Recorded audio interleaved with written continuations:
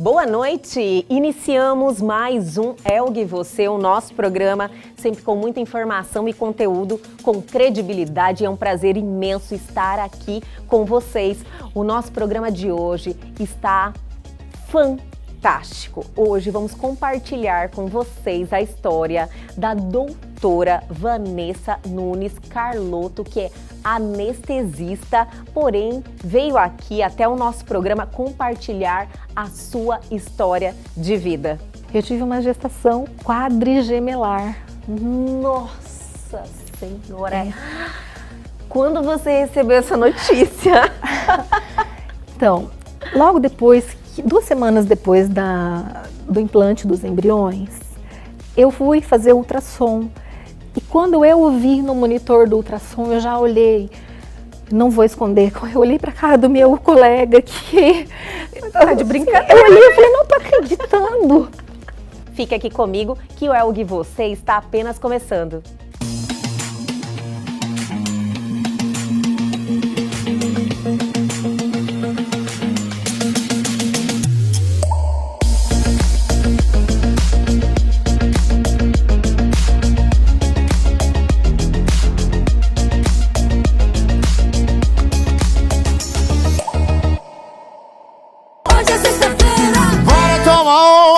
A sexta-feira é dia de ficar doido e amanhã a gente vai beber de novo.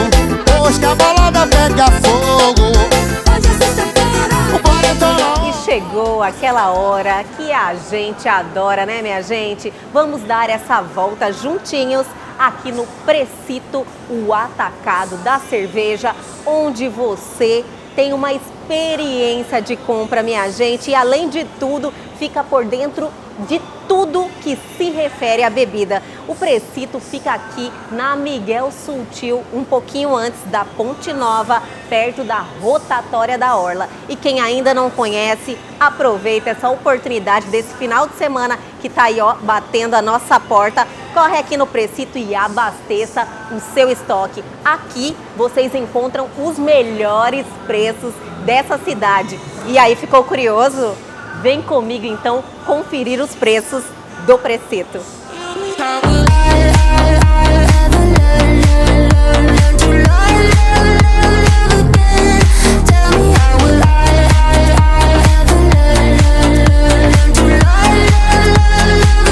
E vamos iniciar mostrando o preço, minha gente, dessa Skol Puro Malte. Você já experimentou? Essa cerveja é deliciosa e unindo com esse preço aqui do Precito, você levanta dessa cadeira, levanta desse sofá e vem correndo aqui para o Precito.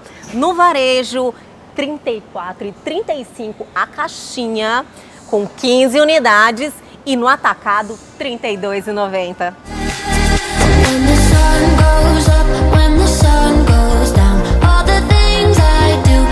Agora, minha gente, vamos falar de Heineken. Deu água na boca, né? Então, quando vocês souberem o preço da Heineken Long Neck 330 ml por unidade, sai apenas R$ 6,00, minha gente. Ficaram balançados? Então corre aqui no Precito.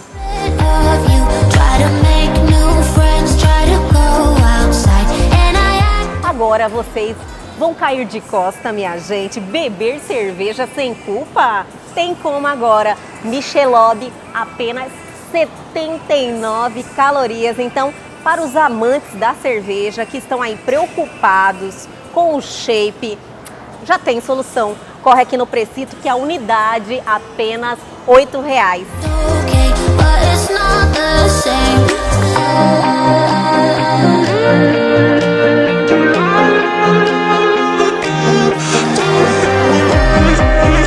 Agora vamos falar dessa cerveja, desta aqui, minha gente, que realmente caiu no gosto da galera, porque é boa, eu gosto, tenho certeza que muita gente também. Amistel, e aqui no Precito, caixa com 12 unidades de Amistel, apenas R$ 73,20 é 600 ml. Olha só que bonitinha essa embalagem, já quero levar para mim. Heineken de 5 litros, esse barril realmente dá vontade de levar para casa, e quando você fica sabendo do preço, aí que a vontade aumenta. Apenas R$ 89,90 a unidade.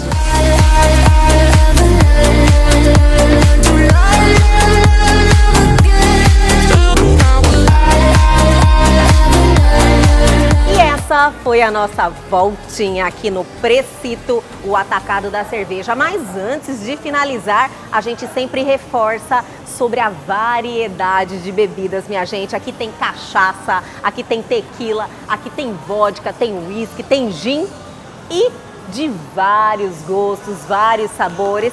Essa loja maravilhosa e vocês encontram de tudo. Então, venha matar sua curiosidade, venha pro Precito e ainda economize no seu bolso.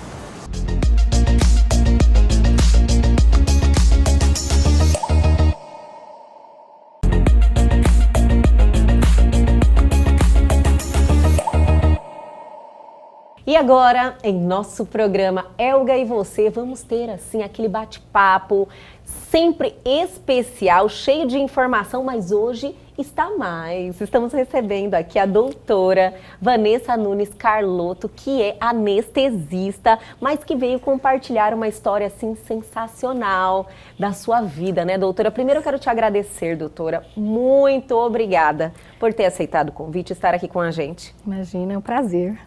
O prazer é todo nosso e ainda com uma história muito, não só interessante, mas que vai ensinar muitas pessoas. Eu acredito que o seu propósito hoje, depois de tudo que aconteceu, é esse. Transmitir informação, né, doutora? Transmitir informação e transmitir fé, esperança, que as coisas sempre elas vão melhorar, né? Com certeza. Doutora, vamos usar o termo mais conhecido, que no caso é mãe atípica, sim, que seria as mamães de o filho ter algum tipo de deficiência, não centralizando uma, mas vários tipos, né, doutora? Sim, nós temos vários tipos de deficiência, sim, né? Independente da causa, né? Podemos ter síndromes, podemos ter consequências da prematuridade, né, que é o caso da minha filha, Pérola, e independente da consequência, né, qualquer situação que, vamos colocar entre aspas, fora da evolução e dos parâmetros considerados o desenvolvimento normal para uma criança, a gente pode considerar como um fator de deficiência, ou as pessoas gostam de usar o termo de mães atípicas, né? Sim. Acho que elas não gostam de falar com deficiência, talvez, né? Colocou atípica, ficou mais...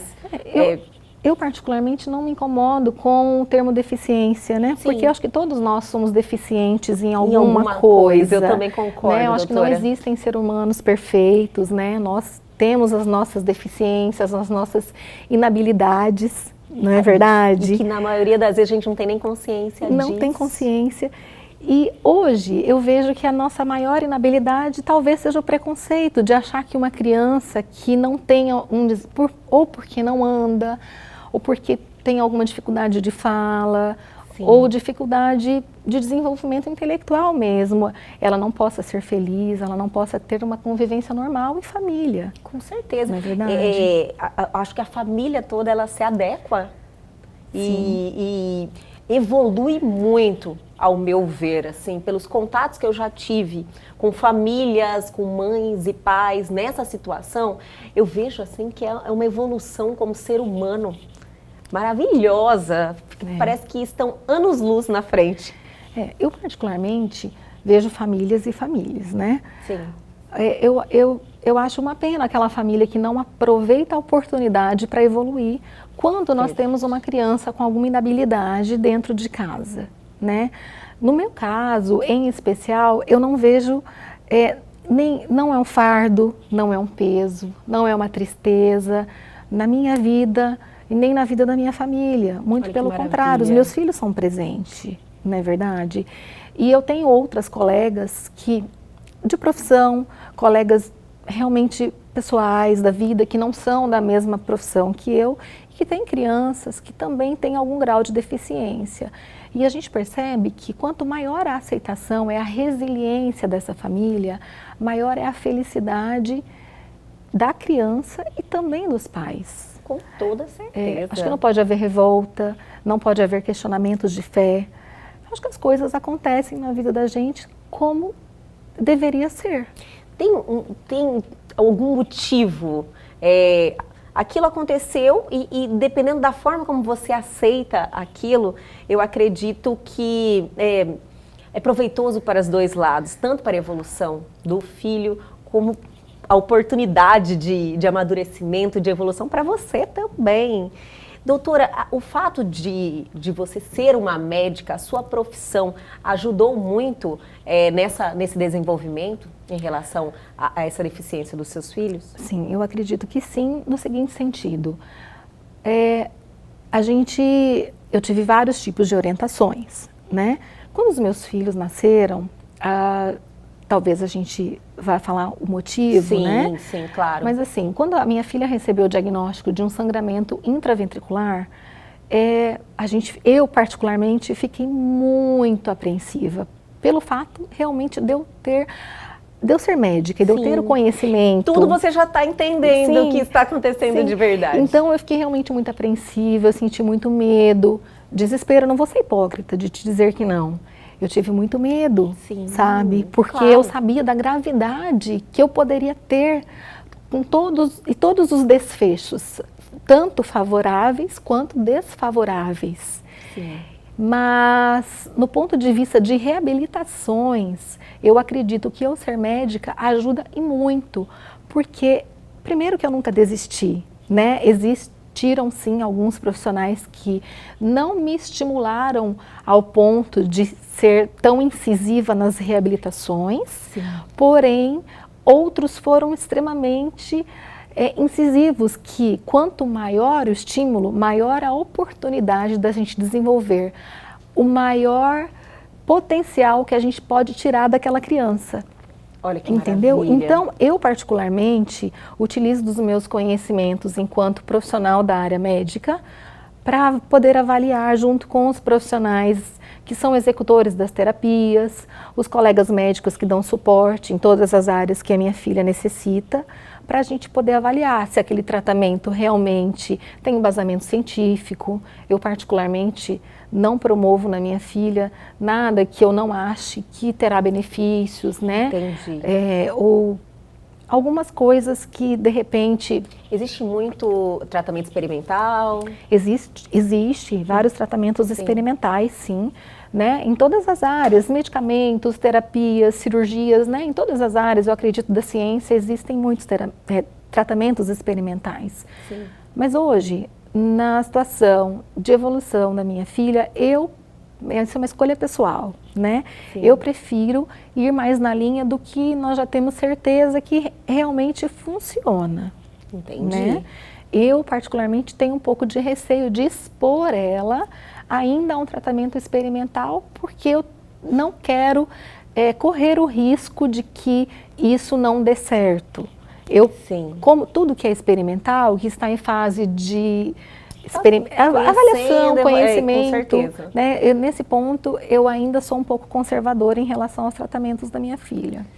Eu não sou uma pessoa que troca muito de terapeutas, né? Eu gosto de manter... Eu percebi, mantém sempre a mesma equipe. Sim, a mesma equipe. Eu gosto de ficar naquilo que está tendo sucesso. Eu acho que time que está ganhando, a gente não se mexe, né, doutora? Exatamente isso. Doutora, nós podemos voltar um pouquinho no tempo, quando você se decidiu, porque um pouquinho antes da entrevista nós batemos um papo, você falou que não estava nos seus planos ser mãe.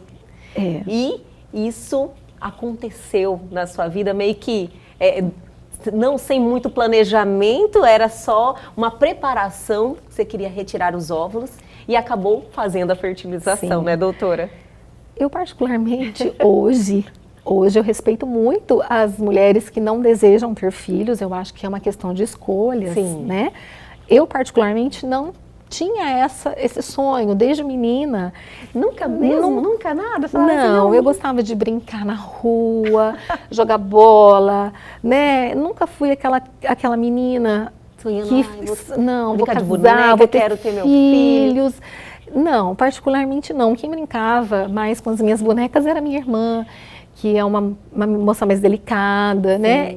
Eu sempre fui muito arteira. Eu entendo, doutora. Sempre fui muito arteira. E eu nunca tive esse sonho, eu vou casar, eu vou ter filhos. Não, eu tinha vontade de estudar e eu gosto muito de animais e eu sempre tive muitos gatos e aquilo foi acontecendo de uma forma na minha vida. Você tinha seus sonhos profissionais também. E a faculdade de medicina demanda muita dedicação, muito tempo. E depois eu entrei na residência médica. Então, são muitas horas de treinamento, de ensino, de estudo. Então, o médico, ele sempre acaba não participando de muitas coisas da vida da família, da vida pessoal, né? Muitas vezes eu deixei de fazer coisas que eu tive vontade, mas pensando na minha profissão. Sim. E aí a maternidade nesse ponto também acabou que foi ficando. Vai se afastando, né? Sim. O tempo vai passando e você cada vez mais comprometida com o seu profissional. Isso. Mas chegou no momento do meu casamento que o meu marido me cobrou. Ele queria ter que ele queria filhos. muito, ele sempre quis, né? Olha só. Mas eu achei que tinha alguma coisa que não estava, entre aspas, normal. Porque a gente... você, geneticamente. Comigo, isso. Doutora, eu vou pedir para você segurar aí para nós mantermos a curiosidade dos nossos telespectadores. Eu vou chamar o intervalo, mas é rapidinho, a gente já volta.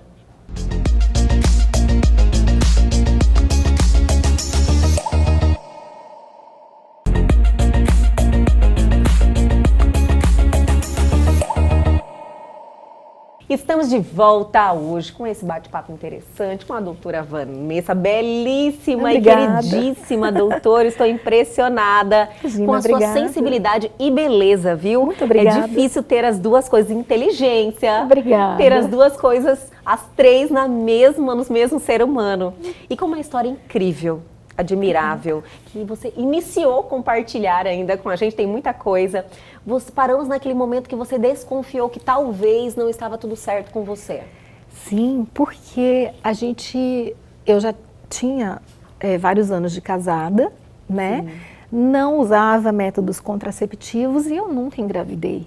Então, aí a gente já volta na questão do conhecimento técnico, né? Já ligou o alerta, sim, falou, olha... Eu sempre achei, o alerta já tinha ligado, mas como eu não tinha essa preocupação da pressa de ser mãe, estava confortável.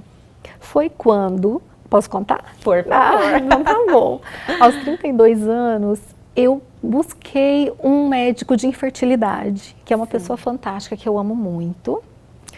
E eu fui à busca do congelamento de óvulos, porque essa questão da maternidade ainda não estava tão clara para mim. Entendo. Sabe? Eu tinha medo. Uma rogada nisso. Porque eu estava assim, no auge da profissão, aquela fase de conquistas, né? E eu vivo num ambiente, a minha especialidade, a gente vive num ambiente masculino. Nós temos... Tem mais profissionais anestesistas homens? Hoje, no nosso grupo de anestesia, nós temos, acho que um pouquinho mais de mulher, um pouquinho mais que 50%. Sim. Inclusive, as mulheres estão dominando a anestesia. Sim. Hoje, nós temos mais mulheres saindo ali na especialização e tomando frente da profissão em geral e da especialidade. Sim. Hoje nós vemos mais cirurgiãs mulheres, mais anestesistas mulheres. Olha então, só. As mulheres estão conquistando mesmo seu espaço. Sim. Mas quando eu comecei, nós não éramos em maior número, né?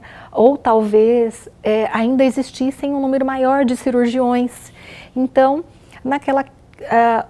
é um ambiente difícil também, um ambiente cirúrgico, tem a questão de toda a radiação, né? Porque tem as cirurgias ortopédicas, as imagens, é um ambiente complicado para grávida, né? Com então certeza. Eu fui dando aquela enrolada, prorrogada. Até que, fazendo todos os exames, esse meu colega disse, olha, nós vamos ter que ter uma mudança de planos, porque a ideia de congelamento não vai dar para você. Você tem uma baixa reserva ovariana. Isso quer dizer que eu tinha pouquíssimos folículos, né, óvulos, Olha só. aos 32 anos. Novíssima. Sim, né, teoricamente, as minhas colegas de grupo que procuraram tratamentos e congelaram nessa idade, conseguiram congelar vários óvulos e depois fazer uns embriões, tudo. E eu não, aquilo, então naquele momento já foi assim, um balde de água fria. Por quê? Uma coisa é você não querer engravidar, outra coisa é você não poder. Entendi perfeitamente. E quando aconteceu isso comigo, parece que foi assim, um chacoalhão, sabe? E eu voltei para casa muito pensativa. E agora? O que eu vou fazer? Aí eu fiquei triste, eu fiquei me sentindo muito... nossa, por que será que eu tenho essa dificuldade? E eu já comecei a avaliar que talvez... Acho que eu gostaria de ser mãe, sim. Olha só como é a vida. Sim. Como que uma situação muda tudo. Tudo. Então, eu falei, não, então vamos começar o tratamento. Não dava nem para adiar, foi imediato. Então, eu tentei, fiz toda aquela questão de estímulo hormonal, né? Aí você faz a captura dos óvulos, é anestesiada para isso. Sim. Aí os óvulos vão para o tratamento na clínica de fertilização mesmo, toda a questão laboratorial e técnica que eu não vou entrar em... Nem precisa, Sim, porque doutora. não é a minha especialidade, sim, claro, né? Mas depois tem a fase de implantar os embriões. Porém, nas 3 primeiras vezes que eu fiz o tratamento, não tinha óvulo para fazer embriões. Doutora. Sim, a qualidade... 3 vezes? 3 vezes. A qualidade e o número de óvulos era insuficiente. Porque tem uma medida em um número de tamanho, um número mínimo que vale a pena. Então, Sim. a gente não conseguia fazer nenhum embrião. Nossa. Tá bom, então... eu fiquei decepcionada, né? Fui para Então, uma casa. questão daí psicológica que você tem Sim. que estar preparada para isso, porque é um empenho muito grande. É um empenho tanto psicológico, físico, porque a Um gente desgaste. pira em todos os sentidos, né? Porque Muito hormônio, né, É muito doutora? hormônio, Muito muito hormônio. As mulheres estão entendendo o que nós estamos falando. muito, mas sabe uma coisa que eu achei fantástica? Nem fala comigo. Meu marido foi maravilhoso nesse ponto. Como é o nome do seu esposo? João Carlos. O João Carlos, ele é um santo. santo. Ele é um São João Carlos. Eu tenho um cirurgião que eu anestesio para ele, que é muito meu amigo, e ele fala, o João Carlos é um santo. Que bênção, né? Então, nesse ponto, lógico, todo mundo tem seus defeitos, Com né? Mas nesse certeza. ponto eu tive muito apoio. Ele soube entender, eu acho que ele tinha um desejo tão grande de ser pai, que ele soube entender muito essa questão da variação de temperamento, né? A gente certeza. ia assim do céu ao inferno muito rápido. A gente edemacia, você tem dor no ovário, eu só tenho um ovário. Então eu conseguia entender a cada pisada, a cada passo, na fase de estimulação folicular, eu tinha dor abdominal. Nossa. Então, assim, foram momentos muito difíceis. Aí nas 3 primeiras vezes não tivemos sucesso. E eu fui tentar a 4ª vez, né? Na 4ª vez deu certo, graças a Deus. Graças a Deus. Mas eu tive uma surpresa. Posso contar a surpresa? Favor. Eu tive uma gestação quadrigemelar. Nossa Senhora. Quando você recebeu essa notícia? Então, logo depois, 2 semanas depois do implante dos embriões, eu fui fazer ultrassom. E quando eu vi no monitor do ultrassom, eu já olhei... Não vou esconder, eu olhei para a cara do meu colega que... Tá de brincadeira. Eu olhei e falei, não tô acreditando. E naquele momento, assim, foi um turbilhão, porque eu, pelo fato de não ser leiga e anestesiologia, a gente tem vários procedimentos em que a gente tem a necessidade de utilizar o ultrassom. Então, a gente tem um certo domínio, a gente tem um pouco de conhecimento nessa área. Sim. Quando eu vi os 4 sacos gestacionais... Eu não sabia se eu estava feliz, se eu estava triste, se eu sentia medo. Foi um misto muito grande de de sentimentos, né? Entendo. Mas eu fiquei muito feliz, mas você sabe que hoje eu penso que depois de tudo, mesmo depois de tudo, se eu pudesse voltar no tempo, eu me permitiria ser mais leve, menos cobranças. Eu entendo sabe? você. Porque foi um período tão breve, passa tão rápido a gestação, então talvez eu não tivesse tido tanto medo, se eu pudesse me permitir voltar ao tempo. Mas é que, doutora, o amadurecimento que você teve agora, devido a toda a situação na Sim. sua vida, você olhou para lá e falou, olha só, eu deixei de aproveitar uma etapa. Sim, a gente deixa de aproveitar Sim. muitos momentos da vida da gente por medo, né? E vem de novo a questão da profissão. Porque Sempre. sim, É uma responsabilidade é uma muito grande responsabilidade muito grande. Pelo fato de ser anestesista, Sim. estar ali dentro do centro cirúrgico, e um dos hospitais em que eu trabalho é uma maternidade referência para alto risco, nós vemos várias situações, né, de urgências e as gestações múltiplas. Isso não é surpresa, né, é novidade para ninguém, que os riscos eles aumentam. Sim. Então você imagina eu com quadrigêmeos. Então realmente eu tinha muito medo de várias complicações. Sim. Né? Natural. Sim, É, natural. E eu falei, meu Deus, e agora? E então já começou, meu marido ficou felicíssimo, sabe? Imagina, ele quer ter já quatro. E ele não é médico, né? Sim. Eu vou colocar aqui, ele é leigo, entre aspas. A gente brinca, ele é civil. Ele é civil? Adorei. Então, mas eu tinha muito medo, né? Então, eu fui afastada pela obstetra do meu trabalho desde 16 semanas, porque ela tinha medo do peso dos 4 embriões no colo do útero. Então a gente ia fazendo medidas do colo do útero frequentemente, sabe?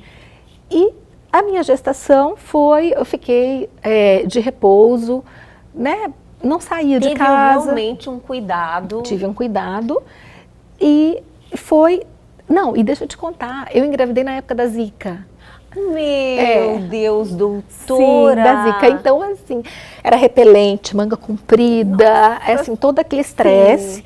Então, eu realmente fiquei mais em casa, cumpri como as ordens da obstetra, né? Para ficar, o peso da barriga foi aumentando, mas o colo do útero foi tudo bem, graças a Deus. Eu tive várias dificuldades. Eu tive hiperemese gravídica, então eu vomitava várias vezes ao dia. Nossa! E até eu sair de licença, que eu estava no hospital anestesiando, às vezes eu estava induzindo uma anestesia, dava vontade de vomitar e... Falou, olha, é melhor tirar umas fériasinhas, né, uma licença. E foi excelente. Então, naquele momento em que eu estava em casa, eu fui...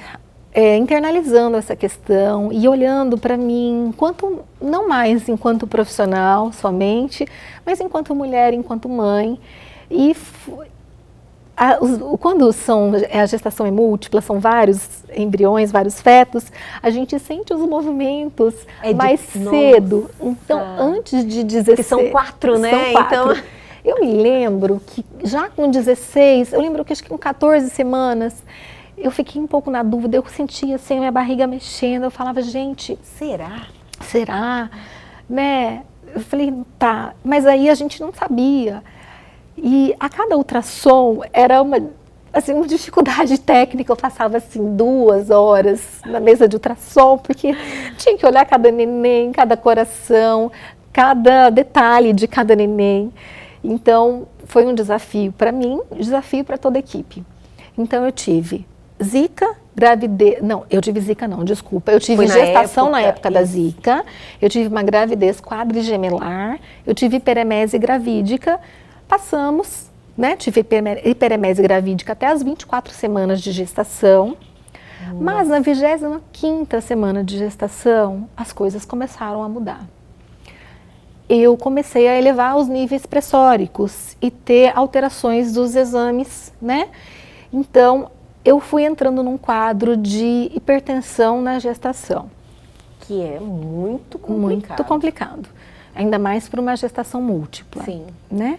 Então, eu tive um controle, aliás, eu tive um controle bem grande de peso. Eu aumentei 4 quilos apenas. 4 quilos? 4 quilos do peso. Nossa, eu nem sabia que fosse possível engordar somente 4 quilos. E eu comia muito, tá? Eu tinha uma fome enlouquecida. Eu tinha muita fome. Meu Deus. Mas assim, eu engravidei com peso e eu fui até as 25 semanas com 4 quilos a mais. Até era uma preocupação muito grande dessa questão de carência nutricional, tudo, mas eu comia muito. Eu tinha uma qualidade nutricional, mas eu acho que realmente... Não teve o ganho do peso. Eu sempre fui magra, né? Eu sempre fui... Era uma questão física. Estava indo tudo bem, as crianças ganhando peso, foi tudo bem. Mas com 25 semanas, as coisas começaram a mudar.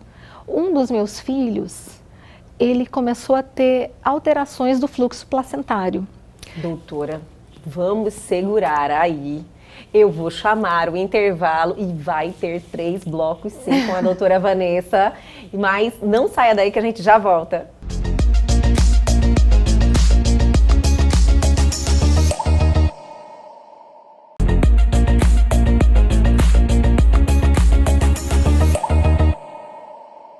Estamos de volta recebendo a doutora Vanessa Nunes Carlotto, Sim. né? Doutora que está compartilhando. Eu quero te agradecer mais uma vez por estar aí compartilhando a sua história, suas experiências, trazendo essa informação. Quantas mulheres podem passou por uma situação parecida e estão passando e que já ganha aquela experiência, é uma troca, né, doutora?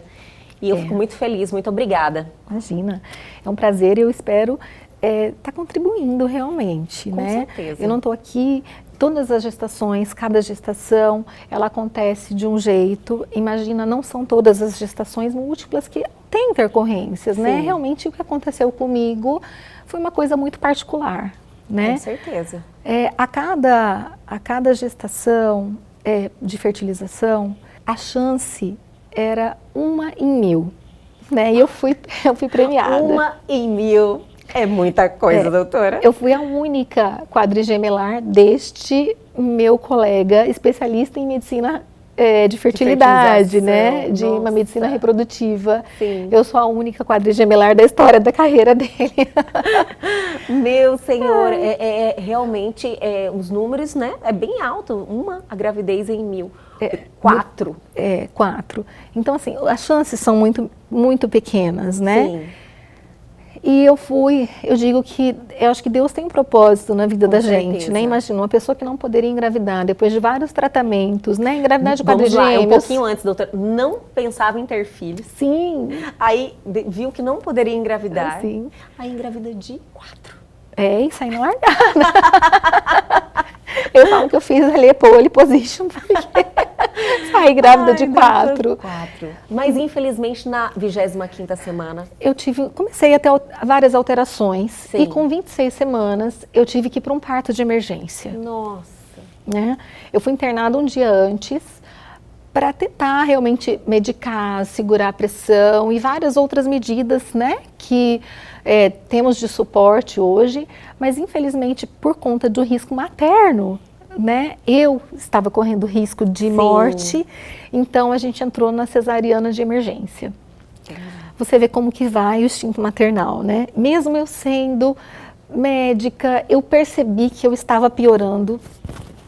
Acredita que eu edemaciei 13 quilos de um dia para o outro.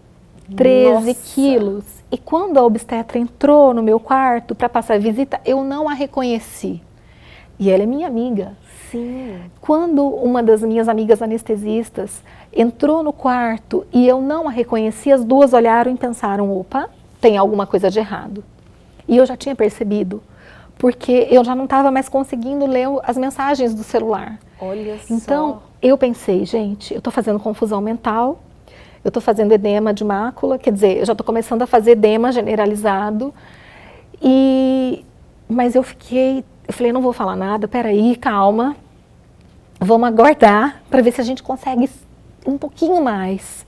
da gestação. Porque Pensando eu nos sabia, filhos. pensando nos filhos, porque eu sabia que com 26 semanas, a Era chance... muito difícil. Muito difícil. Mas aí chegou num momento em que eu não pude mais opinar, porque naquele momento eu era paciente. Sim, E eu vou te dizer que para o médico é muito difícil ser paciente. sim. Mas fui para o centro cirúrgico. Quando eu cheguei no centro cirúrgico e eu vi 4 anestesistas, eu olhei para cada um dos meus amigos, colegas de grupo que trabalham comigo.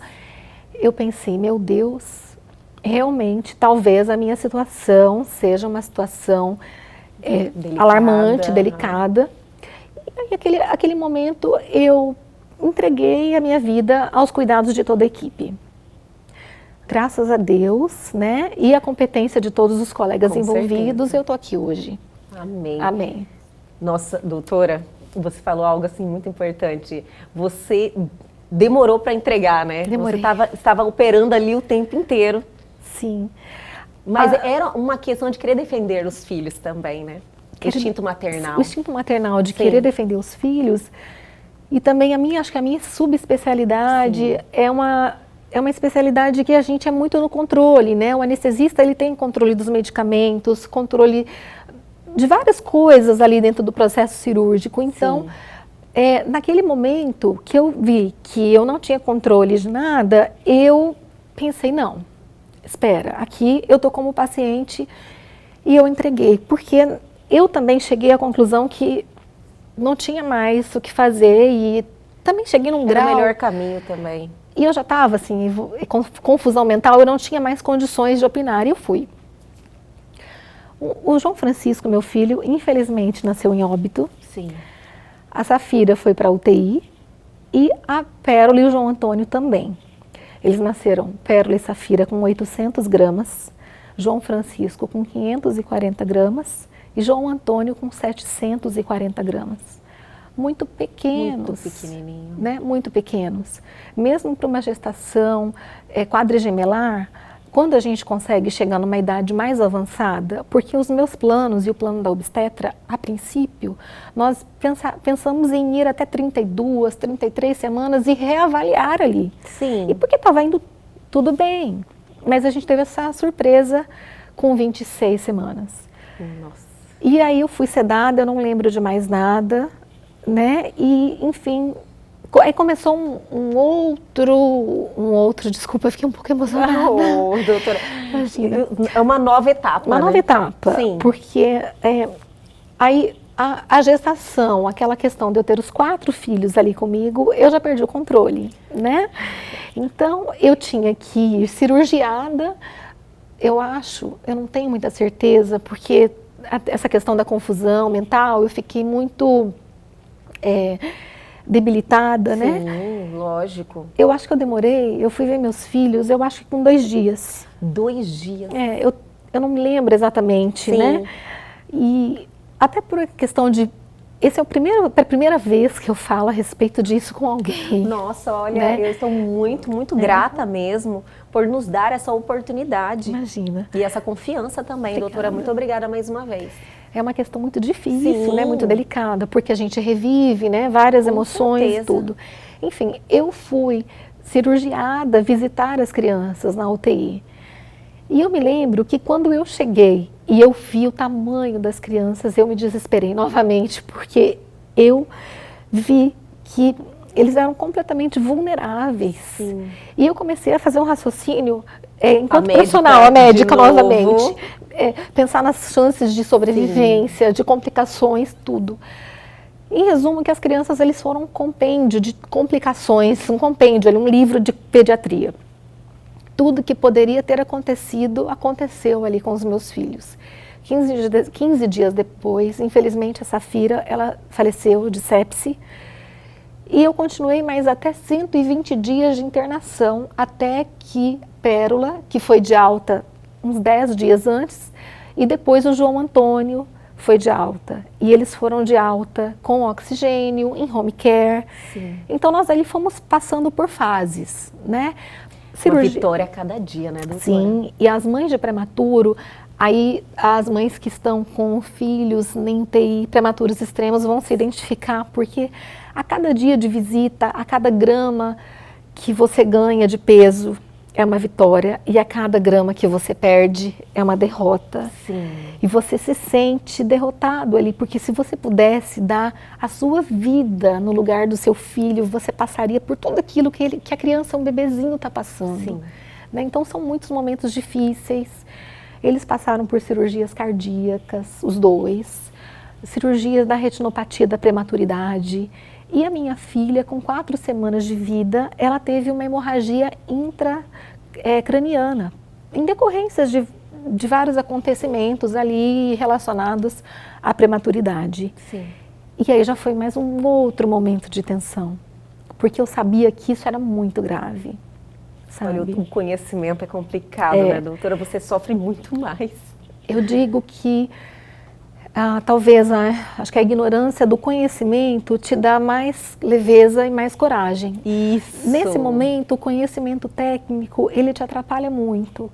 Apesar de você ter fé, ter confiança. Você fala, eu quero acreditar, quero ter esperança. Mas você se lembra de todo, não tem como separar. Sim. Né? Porque são anos ali colocando aquele conhecimento, a gente vivendo em faculdade, residência e tudo, não tem como você separar. É difícil. Né? Então, eu chegava na UTI com um olhar crítico, um olhar médico. Eu via todas as coisas que estavam acontecendo. Então, eu sabia, eu não precisava aguardar o momento da visita do colega da UTI neonatal. Eu já via se estava evoluindo melhor ou pior, porque eu via a característica das secreções de sonda, eu via as drogas vasoativas que estavam sendo necessárias ou não, eu via os parâmetros clínicos, os sinais vitais, né? Então eu via tudo isso, eu olhava para os parâmetros de ventilação mecânica, né? Eu não conseguia separar. Com certeza. Então eu já era assim, várias vezes que eu fui, no momento que eu já entrei na UTI, eu já tive aquele, meu Deus, os meus filhos pioraram, ou então aquele, ai, graças a Deus, eles melhoraram, sabe? O quadro está bom. Estável.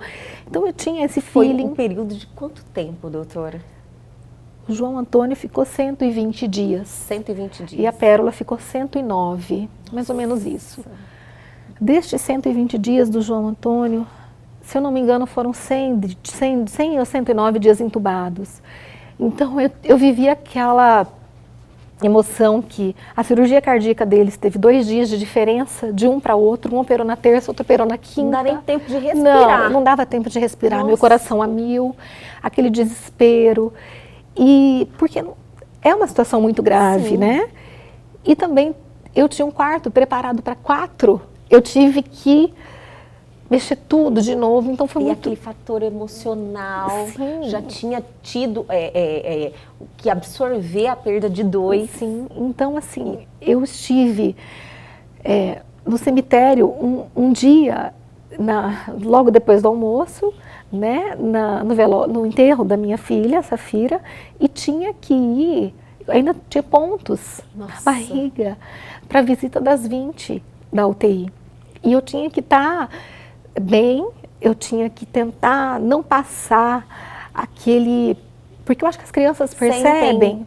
A energia, né, que você Sim, está... eu tinha que tentar tirar, assim, de onde não tinha mais aquele fôlego, para tentar passar carinho, mensagens, a gente conversa de confiança, de amor, esperança, tudo. Então, doutora, foi assim... Olha, esse período foi uma vida, né? Foi Sim. uma vida que se passou nesse Sim. período. E você pensar falando, meu Deus, em pouco tempo eu nunca imaginei que a minha vida iria tomar esse Jamais. rumo. Foi muito assim, foi uma avalanche de coisas, de acontecimentos. Isso, olha, da sua tomada de decisão a tudo isso, um ano. Não, da Da tomada tua decisão pela gravidez, não, mas fertilização, deu quanto tempo? Não, eu comecei a fazer o meu 3 primeiro... vezes, é verdade. 3 vezes, 3 então vezes. eu tinha 32 anos, quando eu fui a primeira vez. E eu engravidei de 36 para 37, no Então, finalzinho dos 36. Sim. Né? E então, aí eu tinha também medo, porque eu falava, gente, 36 anos, quadrigemelar, né? As chances de intercorrências existem, sim. Enfim, tudo aconteceu. Não passou tanto, normal até os 35. Que tipo, Hoje, os médicos falam. Hoje a gente vê cada vez hoje mulheres mulher de 40, 47. 42. Isso, já teve uma médica obstetra, aqui ela falou que já mulher engravidou com 47 anos. E teve uma gravidez tranquila. Então, assim, cada vez com a tecnologia as coisas vão evoluindo. 36 você ainda estava novíssima. Sim, eu me considerava, né? Assim, me achando. Ela tá ótima, né? Mas a gente tem que lembrar que a mulher tem essa desvantagem frente ao homem, né? Os espermatozoides são produzidos. Prazo de validade, diríamos assim, diariamente, né, doutora? Isso. E os nossos óvulos, não, eles nascem com a gente, né? Então, a cada ano, a gente reduz a quantidade de óvulos e eles vão ficando mais velhos. Sim. Então, mas apesar disso, de toda a dificuldade de engravidar, os meus embriões, eles tinham uma qualidade boa.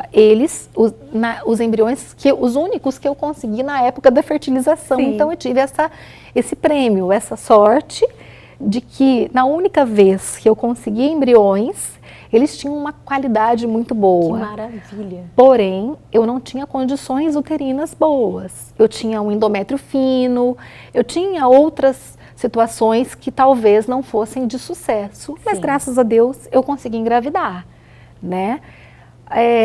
Hoje, eles estão com 5 anos. Eles fizeram 5 anos, dia 14 de maio. Olha, pouco tempo, poucos dias. Sim, poucos dias. Tem um mês. Um mês. Olha só, 5 anos. 5 anos. Então, hoje eu tenho um casal, João Antônio Pérola.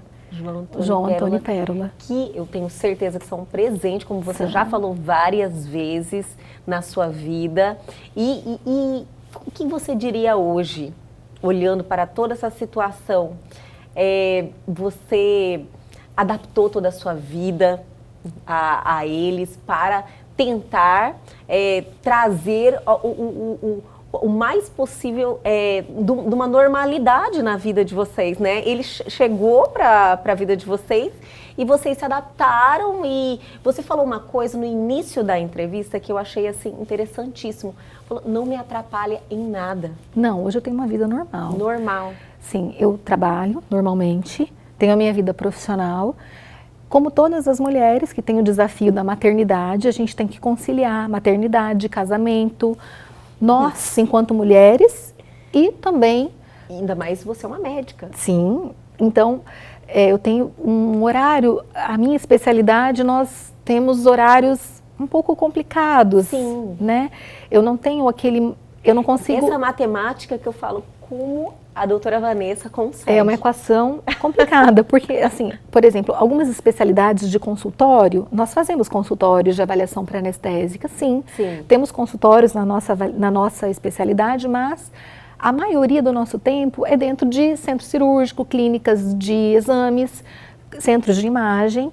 Sim. Então, eu tenho um ritmo de trabalho muito intenso, não é verdade? Com certeza. E nesse ritmo de trabalho, eu coloco ali também a minha maternidade, encaixando. Eu, enquanto mulher, eu, enquanto esposa, nós tentamos fazer o que podemos.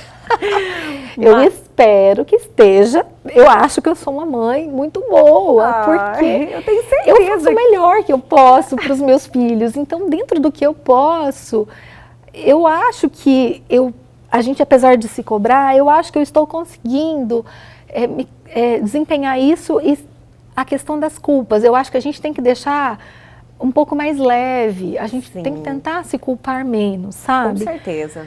Existem algumas coisas que fogem ao nosso controle. Então, o que fugiu do meu controle? Quantos embriões, quantos filhos virão? Né? Quantos embriões você vai conseguir foge do seu controle? Quantos filhos? Eu nunca pensei que eu fosse ter uma gestação múltipla.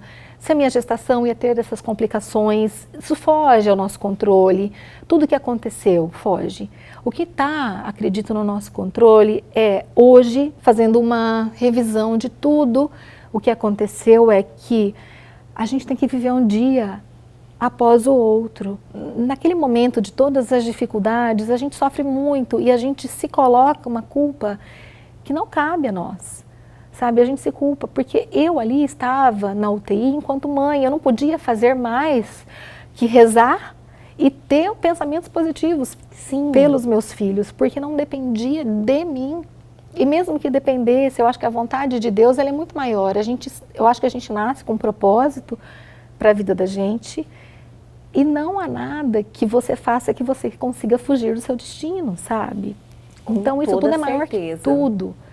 Hoje eu tenho 2 filhos. A minha filha, por conta da hemorragia intracraniana, ela tem paralisia cerebral. E isso não me atrapalha em nada. Ela é uma menina extremamente inteligente, brinca com o irmão. Ela tem a vida social dela, né? Nós saímos, nós viajamos. E tudo isso, ela vai para a escola, tem os coleguinhas. Ela ficou, sim, com uma deficiência motora. Então, é uma luta a cada dia em torno ali de a gente tentar extrair da criança o melhor dessa criança.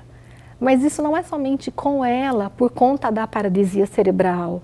Eu acho que também com o meu filho, que graças a Deus, apesar de todas as complicações que ele teve, porque nesse tempo de internações, os 2 foram várias infecções e por aí vai.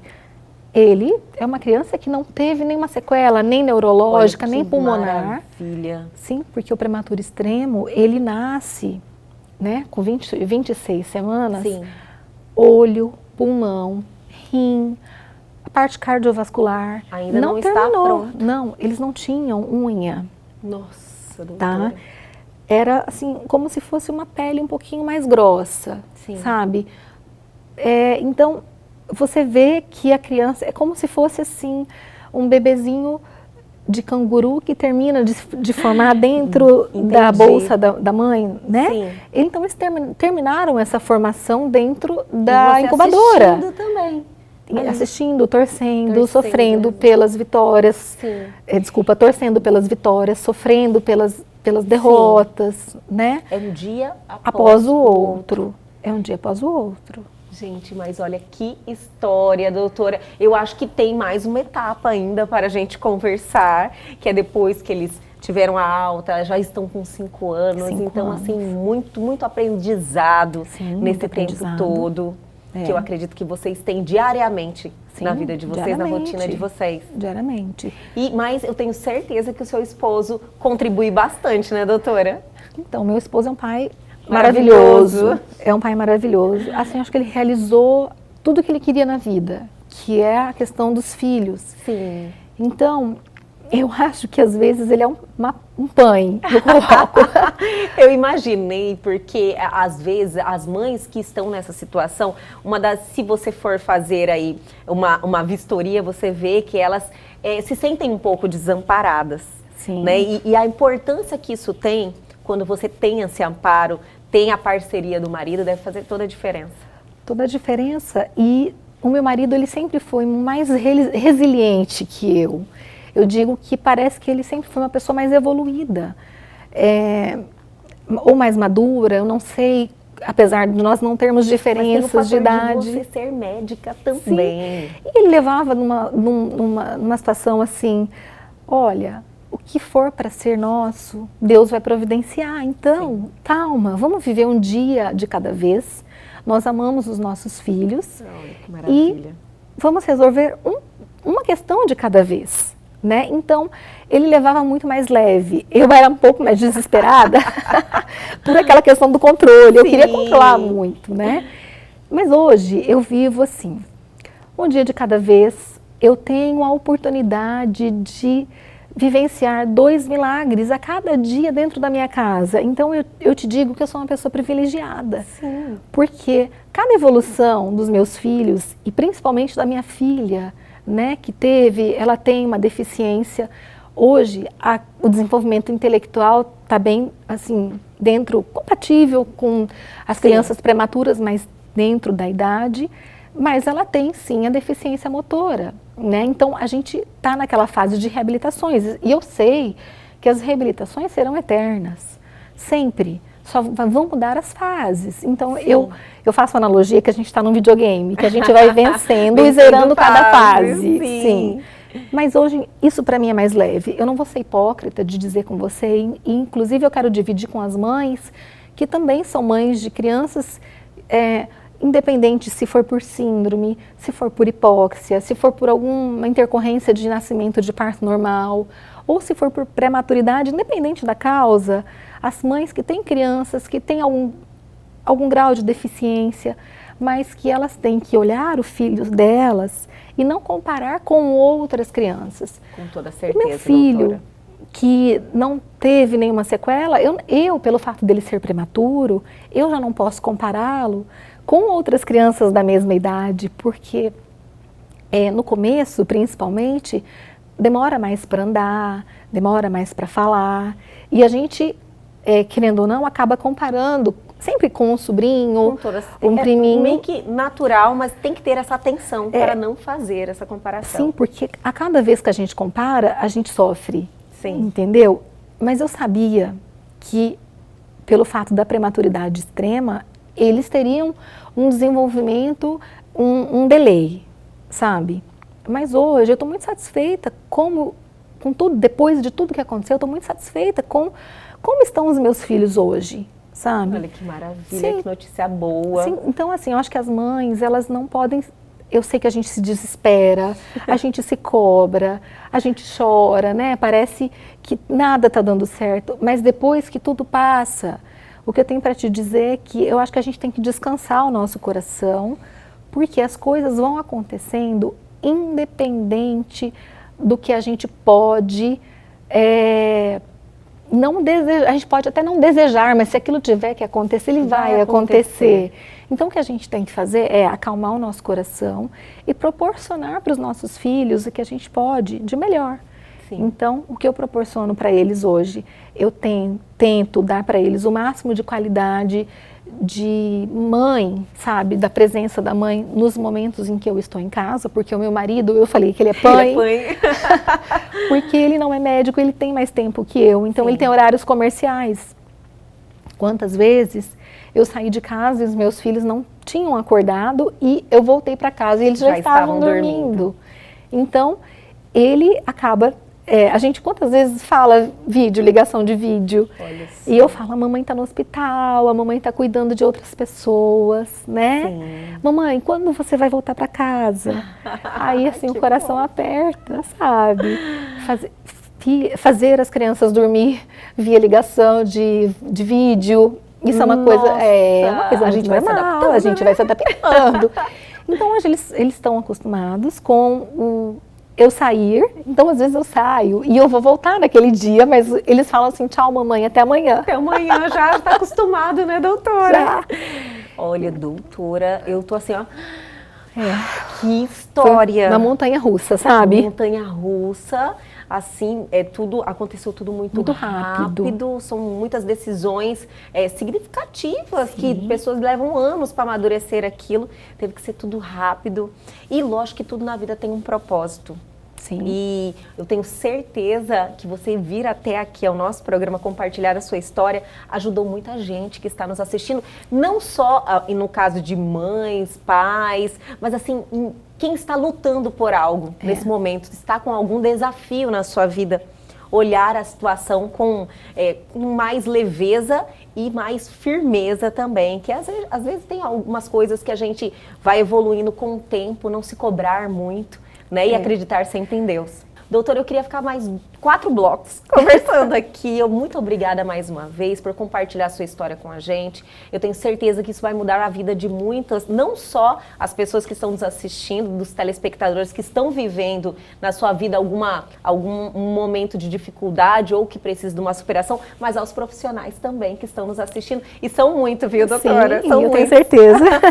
Muito obrigada. E eu quero voltar a conversar com você sobre essa especialidade de anestesista, que às vezes as pessoas não sabem muito bem como funciona, né, doutora? Sim, as pessoas têm... Ela fala, o anestesista só vai lá anestesiar na hora? Não, como é que é? E às vezes eles não sabem. O anestesista é um médico com uma especialização em anestesiologia, né? E muito importante, muito inclusive, importante, muito séria, né? Ali, no momento que o cirurgião está fazendo o trabalho dele, nós temos que promover todas as condições de segurança e cuidar do paciente. Então, Sim. não é assim. Às vezes as pessoas imaginam que a gente faz um remedinho e vai embora. Isso. Não, jamais. A vigilância é constante, o cuidado é constante, são várias coisas. E em tempos de Covid, eu vejo que a minha especialidade ela está cada vez mais em voga, por toda essa questão que a gente tem visto das intubações, né, dificuldades. Ai, vamos conversar sobre isso, Sim, doutora? Então já com está certeza. feito o convite. Vai ser um prazer. Então já vamos sair daqui com a data Pode agendada. Eu deixar. adorei te conhecer. Você é uma pessoa assim que tem uma luz, Obrigada. traz uma leveza e não poderia ser diferente. Com toda essa sua história de evolução como ser humano, viu? Foi um prazer imenso. Eu que agradeço a oportunidade e eu espero ter contribuído assim muito para mostrar que as pessoas, a gente num momento de dificuldade, mas de repente abre aquele sol, aquele arco-íris, tudo vai dar certo no final e a gente vai continuar sendo feliz, tendo a vida normal, em família. Eu acho que só cabe a gente querer retomar. Com certeza. Sabe, está em nossas mãos essa vontade de voltar e de reestruturar a sua vida pessoal, profissional e familiar. A gente não pode fazer das dificuldades um empecilho para a gente ficar no tempo e ficar para trás. A gente tem que estar sempre procurando ser feliz e evoluir enquanto pessoa, né? Com certeza, doutora, muito obrigada mais uma vez e logo logo a gente vai estar junta novamente. Então, tá bom, um beijo. Obrigada. Prazer. E o Elgue Você de hoje fica por aqui, mas amanhã nós estamos de volta sempre às 21h30. Perdeu algo, quer entrar em contato com a gente, dar a sua sugestão? Atenção! Pegue o seu celular agora e aponte a sua câmera aos QR Codes que estão aí na sua tela. Vá direto à nossa rede social ou para o nosso canal no YouTube e essa entrevista já está lá à sua disposição. Entrem e se inscrevam.